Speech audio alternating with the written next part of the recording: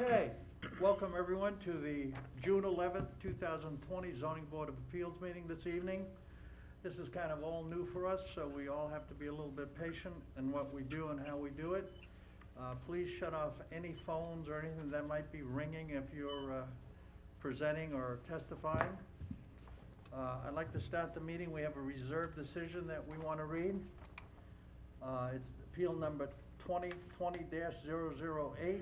I move that the appeal of Brixmore Riverhead Development, LLC, 1768 Old Country Road, Riverhead, Suffolk County Tax Map number 600-101.1-1-8, DRC zoning for use variance relief from Chapter 301, Section 106, where proposed hair removal salon personal service is not permitted, be granted with the following conditions: that this use variance is strictly limited in application to the retail space proposed to be leased by European Wax Center.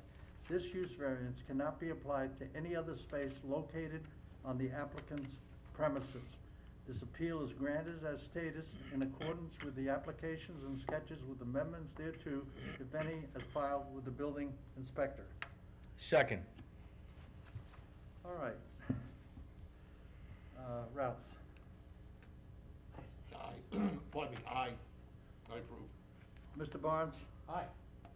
Mr. Seabrook? Aye. And I vote aye, so the reserved decision, the variance has been granted.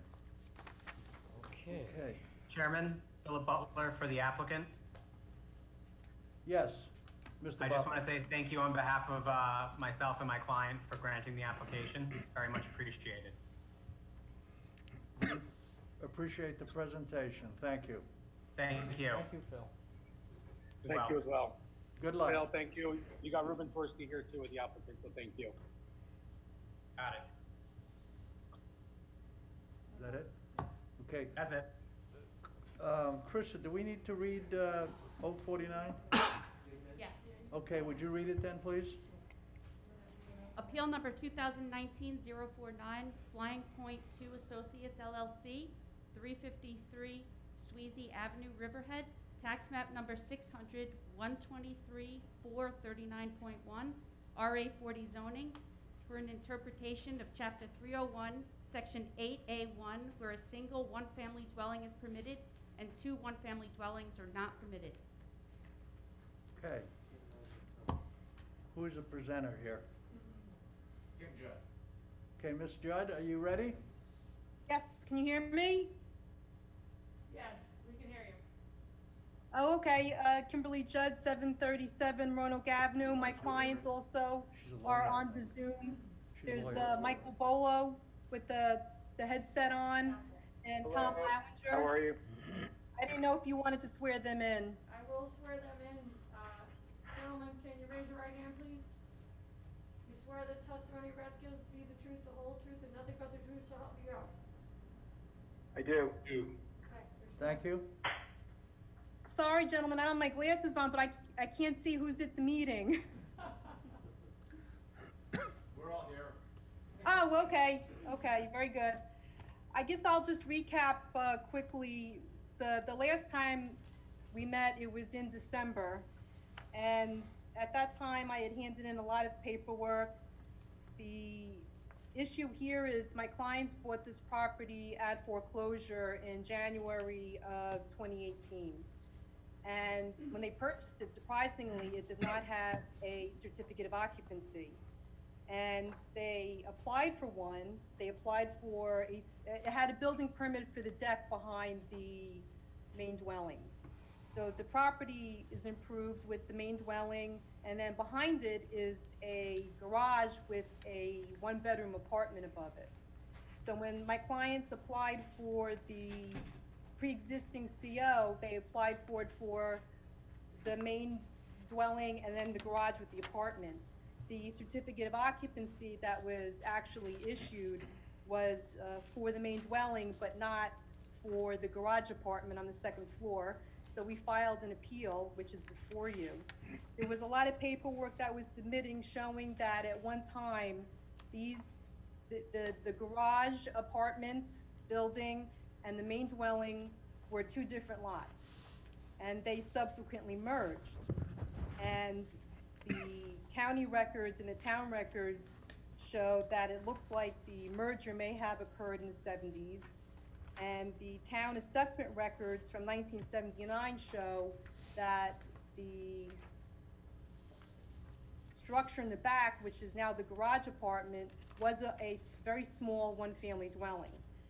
And the packet that I had submitted back in December showed that the assessor's records from 1979 showed that there was a structure in the back that was built in 1929, that's what the assessment record says. It had one bedroom and a total, one bedroom, one bathroom, and a total of 3 rooms. Sometime after 1979, a second story was added. And the downstairs obviously is now the garage and the top is the apartment. That's what we applied to the zoning board of appeals for. And my clients, after they bought the property foreclosure in January of 2018, they immediately applied for the repairs to repair the front dwelling and the garage apartment, which were in disrepair. The main dwelling was previously owned by Danny and Cindy White. There was a foreclosure on the property. It appears that the Whites may have moved out sometime between 2014 and 2016. On Monday, I submitted 2 affidavits from 2 adjacent neighbors, one directly to the north and one directly to the south. One from Marcin Tuckman, who lives at 357 Sweezy, and one on the other side from Alan Luce, who owns 349 Sweezy Avenue. And I know that board member Barnes, is he there? Yes. Oh, okay, there you are. I'm I here. know board member Barnes had a question about whether or not there had been a discontinuance.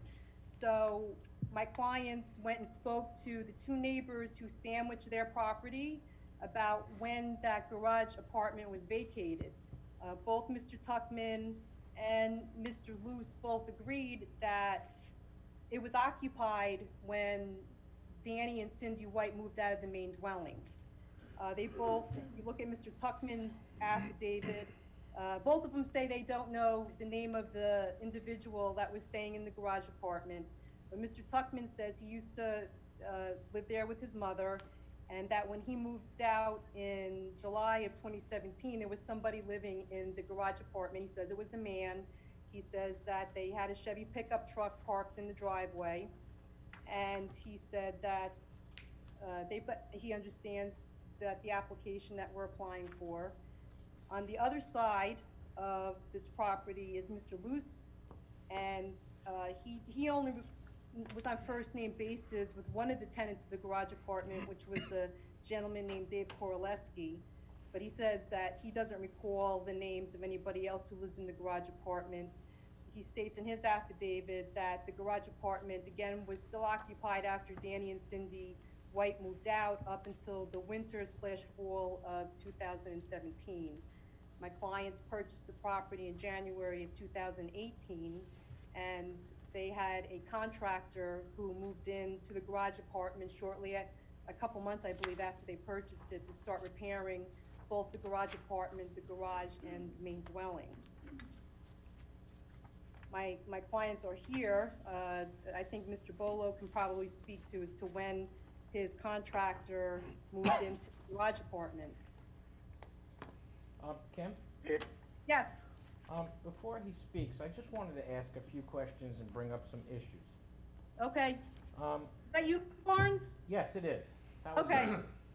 So, I see in the old records that somehow it was combined in 1975, the 2 parcels. I don't know if you have title searches or deeds that reflect that operation of law, but that should be in a title policy. I don't know how far back you went in your title search when you purchased the property. Does anybody know how far back you went? Got a 50 year, I a mean- 20 year? The tax map that I have in 19, it's Exhibit E, shows that there were two separate lots, and the tax map is 1973 to 1977. So are you asking what year it actually merged? Well, the only way it would merge is through probably a deed. But by the assessor assembling two parcels doesn't make it merge, it's the deed that makes it merge, so you would have record of that somewhere. I don't have it in front of me, I wouldn't know where that is, other than Okay. the county clerk's office, but that would show that how those became about and how it was merged and why it was merged. But you did say that there was an older house in the back. It seems like they took the house down, then built the garage, and then, in, I guess 79, they added the second floor. That's what Well, you the had said. 79 record shows it as a one-story still from the Okay. town assessor records. So- I don't think it got taken down, because if you go and look in there, it is very, very old. I think they just built a second story right on top of it. Okay, so whether they did that, well, they built the second floor, but where was the permit for that when they built that? But And- there is no permit for the Okay, second and then floor. what was the zoning at that time? Did it allow for two families back then? No, I don't believe it allowed for two families. That's why we applied before for a pre-existing CO prior to 1965, because undoubtedly, the records show that that structure was there before 1965, when the town began regulating zoning and issuing Right. COs. But So the that structure was that- built on the second floor, which added the non-conforming use to the parcel. There's no record of a permit, so it No. was done without the benefit of a permit, and it was occupied without the benefit of a certificate of occupancy. So, As was the main dwelling, what's that? as was the main dwelling occupied without a CO. Well, the main dwelling may have been built prior to zoning and didn't require CO, but the apartment most likely required a CO because it required a permit. So I think a little research needs to be done as to when the apartment was done. Let's say it was in the 70s. It was certainly after zoning. What was the permitting zoning at that time? And I don't have that answer right now. Okay, I think what I'm trying to say, maybe I'm not really saying it eloquently, is that the dwelling with the apartment was there in 1965. That's what you're saying. Yes, Even well, though- it even though you says said here, before it was year added in built, 79. 1929. I'm looking at the. It's my understanding that there was a house back there, and somehow it got demolished and the garage was built. Then the second story was added. So, I guess you have to try to prove me wrong on that, because that's what these records indicate to me. Okay, well, I don't see any demolition that was done. My client went to Suffolk County Real Property. We pulled all of the aerial photos that we could to see Okay. if we could ascertain when it was built, and they came back blurry. So obviously, the second story, without doubt, was built after 1979. Okay, so that's so- established, right? So I believe so, we yes. established that. So now, Yes. now we have to know, let's say it was built in 79, 80, 81, whatever the case may be, what was the zoning then? And if they had applied for a permit, would they have received a permit back then? I Yeah. believe that they were on, there was the records I showed, that I submitted show that there were two separate tax lots, and that there was a structure on each one, Okay, and the town's assessment records both say each structure was built in 1929. So I don't think I don't think that's an issue. I think the records clearly show that before 1965, that both of these parcels were improved and they were subsequently merged. well, I Now- don't know, how it was merged to begin with, other than deed. And Okay, so, If- I mean, if we but agree- it was merged. At some point, it was merged. Were they both separately occupied as residences at the time that they merged? As far as I didn't run a deed chain title on the back lot. I don't know the answer if it was separately owned. I do see that in the Suffolk County tax, oh, hold on a second, wait a minute. If you look at Exhibit G that I submitted,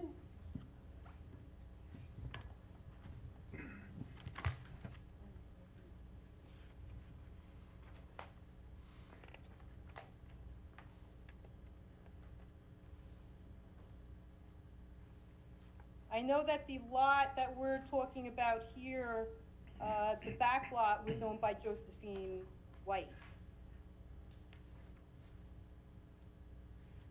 But yes, we can find out what the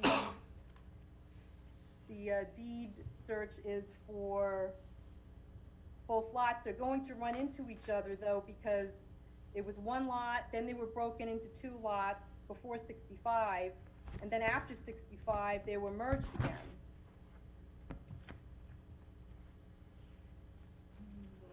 Yeah, it looks like at one time, which, when it was two parcels, tax map 123-438, that was the westerly 50 feet of lot 5. And then when they were so-called combined, if that's what we want to call it, then it became all of lot 5. That's how it's described on the old assessment cards back from the 60s, 70s, 80s. Right, So, and the tax, but if you take it step by step, Kim, 79 is the key date when that structure was added on and built to the second floor. after 79, yes. Okay, so that being the case, and there's no CO or building permit, how do we go about legalizing that before a CO can be issued so it conforms to zoning? I would have to apply for a building permit for that. And I also, That would be the cure. right, we would have to apply for a building permit for that. And there is a provision, I just had it, of the town code, if I can just find it. It has to, it's by the discontinuance section. Hold on a second. Well, the discontinuous section is what, 1 year, right? Yeah. Just a 1 year. Here it is. No, it's not the discontinuous. It says there is a subsection under non-conforming buildings and uses 301-222E. Oh, yeah, that one's fun. Okay, that any application seeking to expand or extend a single-family residence shall be exempt from this subsection, provided that any extension maintains existing residential use and setbacks. I would just say that the setbacks, if you can compare the survey today to what was there before, that we never changed the setbacks, that the second floor was simply added on. And if you do look inside the garage, you can tell it's very old. Yeah, It's, I wouldn't mind physically inspecting it, because I could tell by construction how far back it was done.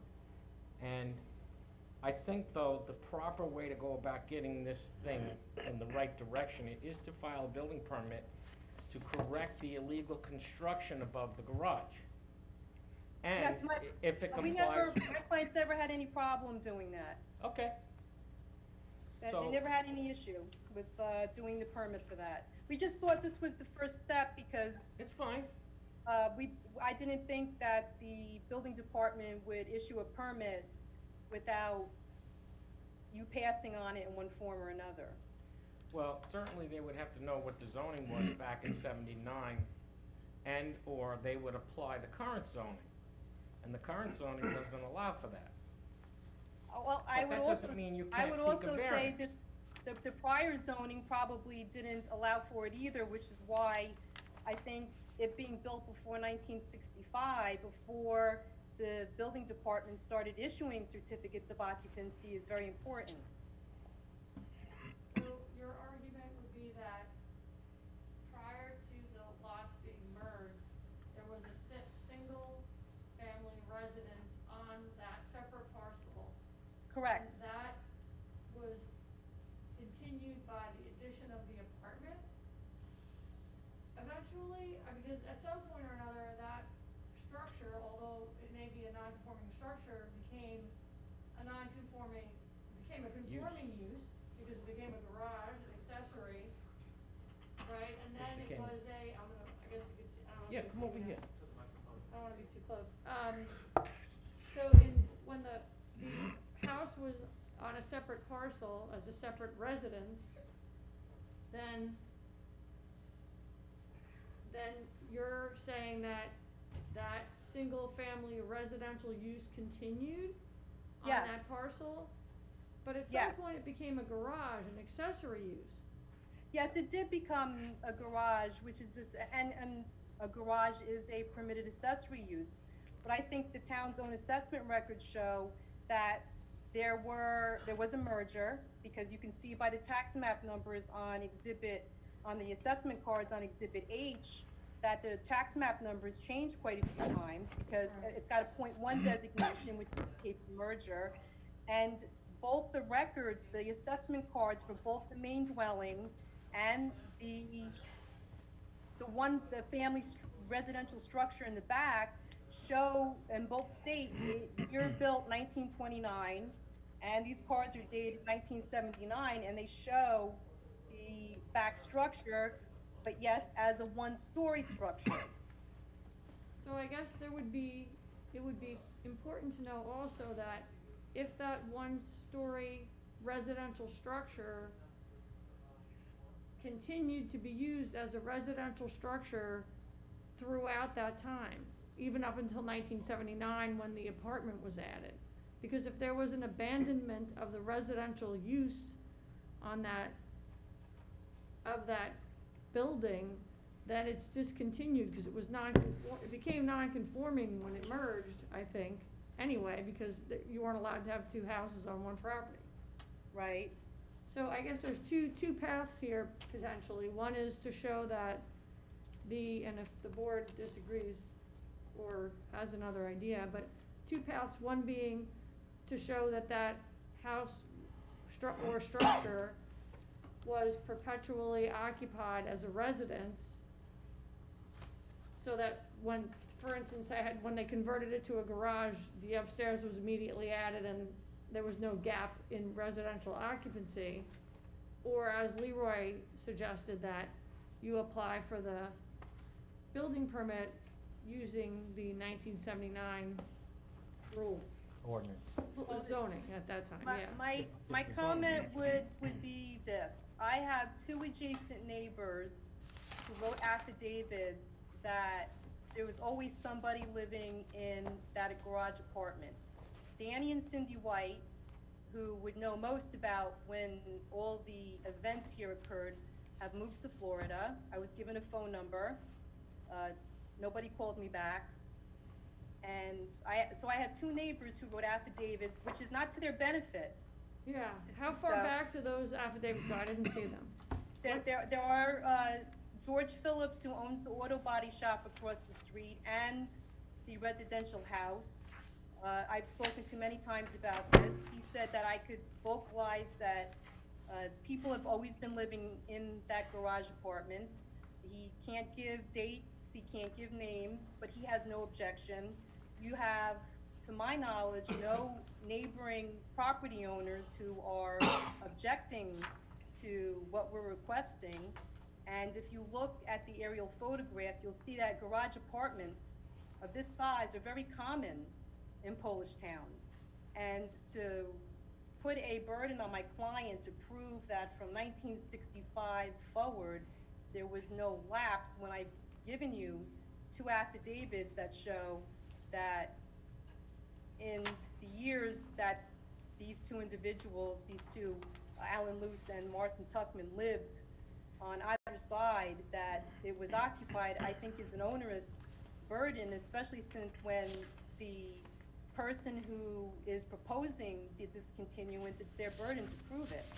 So, I just get a note that the one affidavit, the gentleman indicates he's only lived there since '88, so that's one thing. Then the other thing is, all of that given due consideration, at all times, those homes that were on those lots were owner occupied. So the apartment above the garage was an accessory to the house. So now what your clients are suggesting is that neither of those properties are owner occupied. So that's the difference. That's why I'm suggesting, and I understand it's an onerous request, but when we talk about, you know, continuing that residential use from prior to zoning, you're talking about one use versus the use that's now proposed, which is a not owner occupied residence, is that correct? I can't really hear you, I'm so sorry. I know, I'm talking with a mask too, that doesn't help. That's why I keep trying to put my I'm ear up sorry. closer. What I'm suggesting is that your client's application is to continue the use of owner-occupied residences. So initially, the garage house was a residence, owner-occupied, and the main house was a owner-occupied residence, and then the lots merged, and then the owner of the house rented that accessory apartment. Now you're moving to a different type of a use where you're having no owner-occupied residences. So that's why I know it's onerous to ask to go back to 65, or, you know, those are so you actually have three alternatives here to get that probably legally occupied. One is that 65 proof, which is hard. Two is get the building permit. I'm sorry, I lost you about 30 seconds ago. Sorry. So you have like three different ways to cut this here. One would be to show that it was continuously occupied since 65. Two is get the building permit if the 1979 rules allow it. Three is make it an owner-occupied accessory apartment. That's the other alternative, I think, because you could legally get an accessory apartment provided the main dwelling was owner-occupied. That is, I think, why the CO was issued the way it was issued in the first place. My feeling, again, it's just my feeling, but with the records that were submitted that showed that there were clearly two houses on two separate lots were eventually merged, I don't think it's logical to say that the second dwelling was never occupied. I just don't think that's a reasonable Well, argument. But Kim, in order to occupy the structure, it needs a CO. In order to get a CO, Yes. you need a building permit. In order to Yes. get a building permit, you have to conform to the zoning code. So you have to start from the beginning and then work towards the CO and then get it occupied. If I have to work to the CO, I'm working to 2019 when clearly the assessment records show both of these houses were there in 1929. That is not There were clearly two, in at their that time, record. there were two separate single-family residences There. on two separate parcels. And then subsequently, one remained a residence, the parcels merged, and one became an accessory use. And then subsequently, the apartment was added. So it's not as simple as saying they're two pre-existing non-conforming single-family residences. I That disagree. continued to The now. apartment was not added, it was always there. The residential use was always there, it was the garage that was added. Okay, and there's an apartment above the garage, correct? Yes, it did flip a How second did story. that get there? How did the second story get there? Yeah, We do not know. So when we it, don't either. but before it was That's the problem. So that's why I'm saying, sometime prior to 1965, the former garage was a single-family residence. Yes. And then it was merged and converted to a conforming accessory use. So you potentially lost that nonconformity in that residence when the lots were merged and the garage became a conforming use. Now you're conforming. And then they Right. added the the apartment on top. Right. So that's what we're trying to figure out, how to get you where you wanna go. Okay, I don't follow the argument, I'm sorry, maybe it's because of the, I know, it's difficult, I know. I hear you saying that my client's choices are either to find somebody old enough to write an affidavit that back building was occupied by someone with no breaks from 1965 to the present, which, I'll be honest with you, I'm not a betting person, that's gonna be impossible to do, and I think that it's a very high burden to place, when the abandonment in all honesty, any kind of discontinuance, I don't think there's any signs of. So that's one. The second one, you said three things. I think the second one, I didn't really. The hear second one was to apply for a building permit now, you know, presuming that 1979 zoning code. So if it was permitted in 1979, then perhaps that's the path. I don't know if it was or it wasn't. Well, I would say if I'm a betting person, it probably wasn't, but we'll try to look that up. Then the third way to actually legalize it is to make it an accessory apartment to a owner-occupied residence. That's the other way to do it. And that would, That was always the choice that my clients had. To be honest with you, we felt that the fact that the county and the town record showed that there was clearly a residence, a one-family dwelling on that back lot, sort of. It's not clear to us in our but records.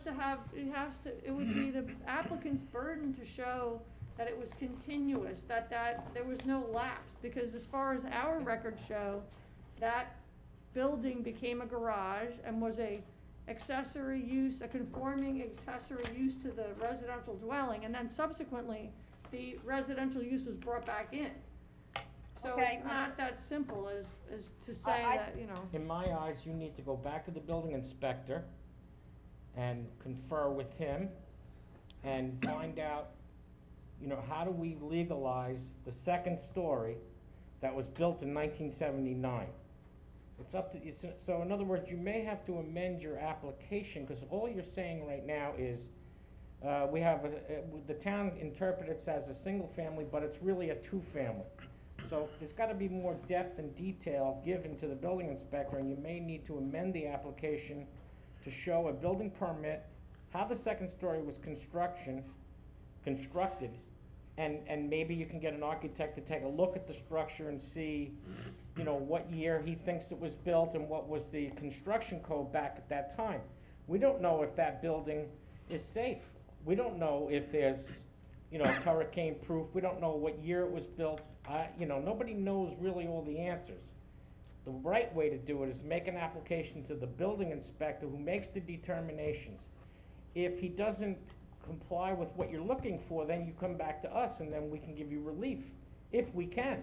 If it shows, if the record shows that you have a legitimate argument that that's a two-family situation or scenario. Could be a use. Ms. Judd, can you do that?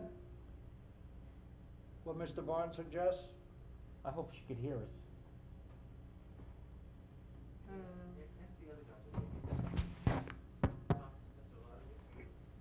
Can you hear us, Kim? No. Doesn't sound like- Kim, can you hear us? Ask the other two gentlemen if they can hear. Can anybody hear us in that three-way? Okay, good. Ms. Judd, can you Yes. apply or take Leroy's suggestion to get this moving to an end somewhere down the line? I think I'm gonna have to call Ms. Thomas to find out what Mr. Barnes's suggestion was in more detail. Is that okay, Dawn, if I can give you? Yeah, that's fine. I yeah. don't, you guys are coming in and out. I have Optimum, so I have pretty good Wi-Fi, so, but I did hear him coming in and out. I heard about contacting the building department. Yeah, so we could chat about that, if you wanna give us a call tomorrow or something, and then we can kinda come up with a path at least for you to pursue. Hey, Leroy, you think they can get this done in 2 weeks? No. No, so it'll be for first meeting in July then. That's probably what should happen. Okay. Give them time to sort it out. I mean, it depends on what Dawn and Kim discuss. So we should, Yeah, so we'll take it for. Ms. Judd, can you hear us? Yes, now I can. Okay, so People were living there all that time, and Danny. Mrs. Thomas will get in touch with you and go over what Mr. Barnes had suggested. And we'll be back probably the first meeting of July. By then, you should be able to sort everything out, and if you get everything in place, everything should go smoothly. Could be. Sorry. All right, I watch you. do Any it, other too. comments? Anybody else in the waiting room? From the other applicant? With the other. Okay, you're good. Can you So- hear us, Ms. Judd? We do have someone in here, Tricia Shackle. You wanna ask her? I'll bring her in and then ask her which application. Okay, here she comes, in a second. See, it's not that lady. Speak to her, maybe? She has no microphone yet. Let's see.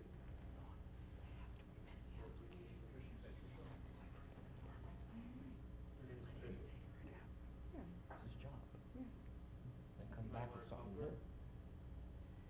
He's just Ms. new. Shackle? This is Silk Connector. Oh. Okay, now she's in. Okay, yeah. Tricia, which application are you here to speak about? Whoa. Oh. Hello? Hi, which application are you here to speak about? I'm not speaking about anyone, I'm just watching an application. Okay, great, Okay. thank you. Thank you. You're welcome. Okay, then there's nobody else. So. You can take We're in it. the waiting room. She can watch on 22. Yeah, okay. So that's fine. Yeah, I don't think if she doesn't need to speak, you don't need to leave her in on it. I'm gonna read it. Okay, so I'm What? taking up the application I didn't hear. now? What's the date? Yeah, I think we're gonna Carissa? adjourn it, right? What's the first meeting in July? July 9th? Mr. Chairman, I move that the appeal of 1949, tax map 123-439.1 be adjourned to July 9th. 9th at 7 p.m. Very good. Do I have a second? Second. I, for the record, I've recused on this one. Okay. Mr. Seabrook? Aye. Mr. Barnes? Aye. And I vote aye. So we'll see you on July 9th. Thank you very much. Krista, you want to read? Thank you.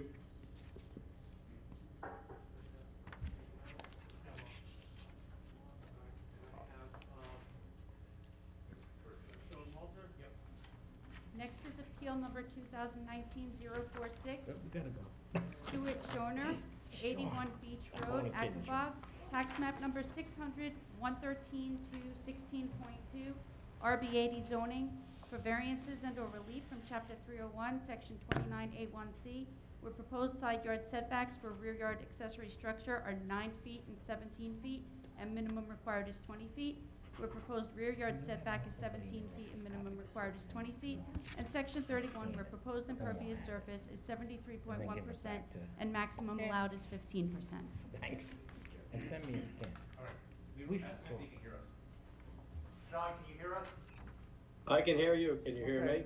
Yes. We're going to swear both of you in. Go ahead, Mr. Oh, I'm gonna come into so you can see me. Oh, You- the gentleman on the bottom, not the lawyer. Do you swear the testimony, you're about to give is the truth, the whole truth, and nothing but the truth, so help you God? I do. Thank you. What is your name and address? Stuart Schoner, 81 Beach Road, Riverhead, New York. Okay, whoever's presenting, please present what you're looking for. Hi, good evening, members of the board. Sean Walter, I represent Stuart Schoner and his wife. You just met Stuart. We have an application to construct a 15 by 24 swimming pool in the backyard of 81 Beach Road, Aquabog, New York. This pool would be similar to the pool constructed at 9 Beach Road, Aquabog, New York in 1997. I did forward a copy of that approval by email to Carissa. I assume you guys have it. In this case, this house sits on a particularly undersized lot by today's zoning code. If it were, this is another example, unfortunately, of not having a small lot ordinance. The original house predates the zoning code. It was built prior to 1965. We do have CAC approval. We do have to make one more submission to them, just an engineering calculation. And we have a New York State DEC letter of non-jurisdiction. I think The application is pretty straightforward. We're seeking the relief that Ms. Collins stated before. Do you folks have any questions of me or Mr. Schoner? Board, do you folks have any comments? Nope. Mr. Barnes? How long have you had this property? I've had the property since 2014. Okay.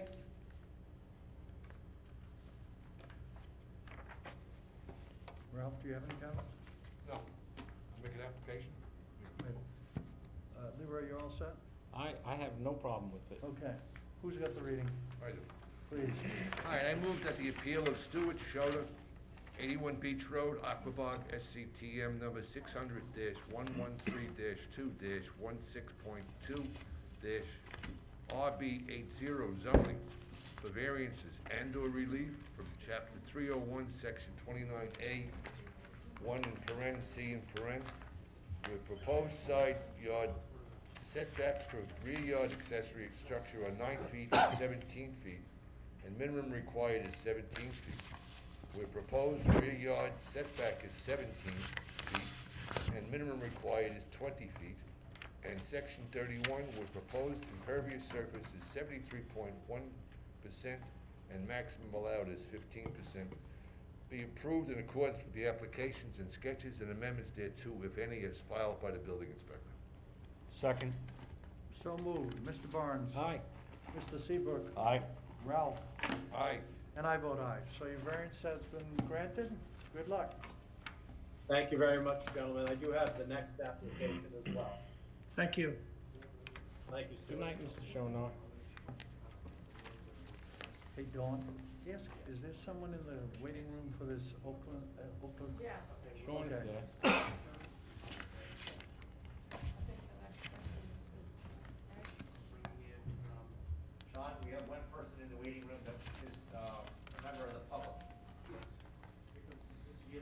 It's probably my client, but No. And then we have Darla. two people. Yeah, Darla Tortorella.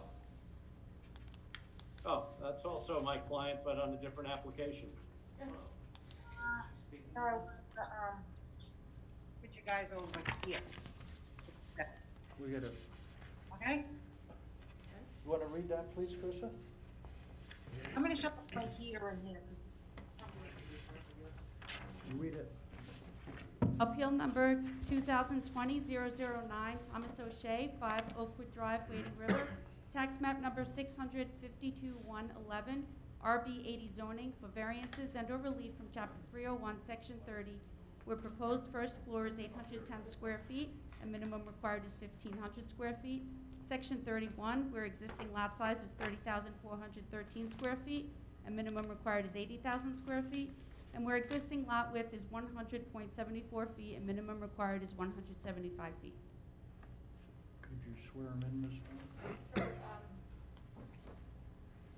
Sure, anybody who's gonna testify needs to be Would you like sworn. me to present the application? Not you don't need to be sworn, counsel. The applicant, are you here, the applicant? I think the lady on the bottom is. Yes, Okay, I need to swear you in if you're gonna testify. Wendy. So if Okay. you raise your right hand and, do you swear the testimony you're about to give is the truth, the whole truth and nothing but the truth, so help you God? yes, I do. Can we have your name and address, please? It's Dylan Kwong. Do I need to spell it? Yes, please.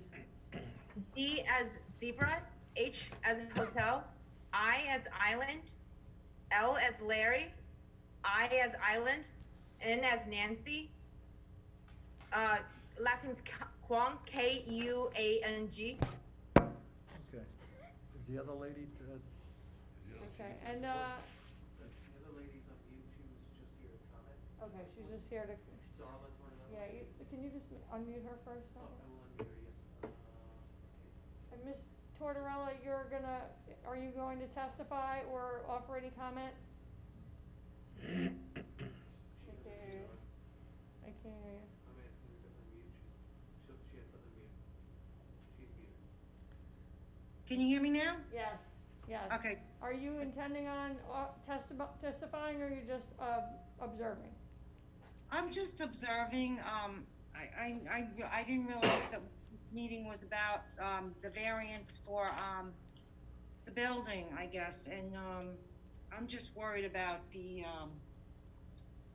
hold on a minute, I wrote everything down here. So I'm gonna swear you in, maybe. Is that okay? Who, Just- me? Yes, in case you would like to offer testimony, let me just swear you in, then we can have the applicant make their presentation. Okay, I Do don't you know. swear the testimony you're about to give is the truth, the whole truth, and nothing but the truth, so help you God? I do. And could you just state and spell your name, please? My name is Darlene Tortorella. You want me to spell it? No, I D-A- got it. That's good. That's okay. Okay. Mr. Good. Walter? Sean, Yes, sir. go right ahead.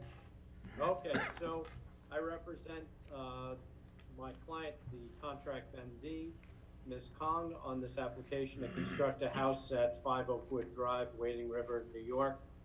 The property, again, is another victim of not having a small lot ordinance. The property was originally zoned Residence B, and in the original Residence B, you could construct on a 30,000 square foot lot with a minimum house first floor of 1,000 square feet. The only reason we are here before the Zoning Board of Appeals, really the only reason, is because there is no small lot ordinance, and we have a house with a first floor construction of 810 square feet. And the requirement in the code is for 1,500 square feet. If this was previously in Residence B, or we had a small lot ordinance, boy, am I sorry, I never did that. You would be allowed, you would be allowed to take the first floor of 800 square feet and add up to 200 feet of the second floor, and that would give you a minimum lot coverage of 1,010 feet, which would satisfy the Residence B. In the current zoning that we have in Wading River, you are required to have a 1,500 square foot house. Now, I'm not gonna go into being an expert of Lewin Hills, but I've lived there 30 years. And I would dare say that less than 50% of the houses, probably closer to 75% of the houses, do not have a first floor of 1,500 square feet. Lewin Hills was a summer community, and Ms. Kong is planning to build this house as a summer house, so a vacation home, if you will. And the trend now, I see it in my real estate practice all the time, is on smaller houses.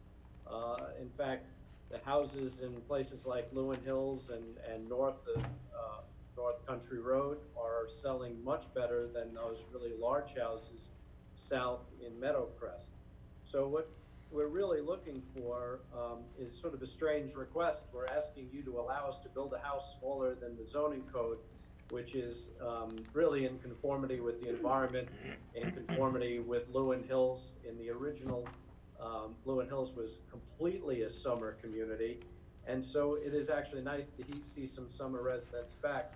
Now, I did speak to the, I did not speak to Ms. Tortorella. I spoke to Mr. Tortorella about this application, and he was concerned about runoff.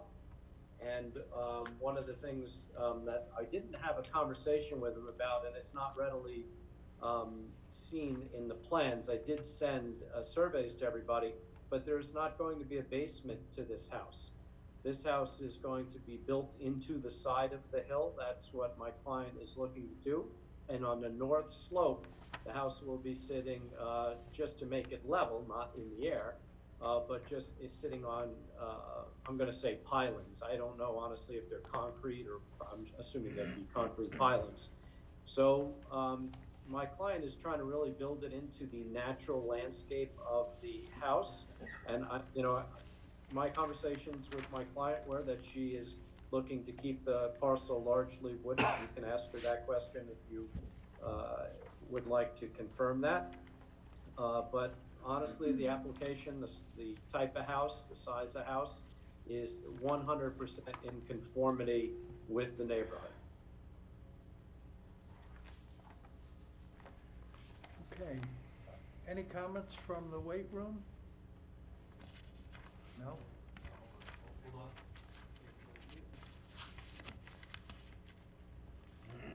Who's that?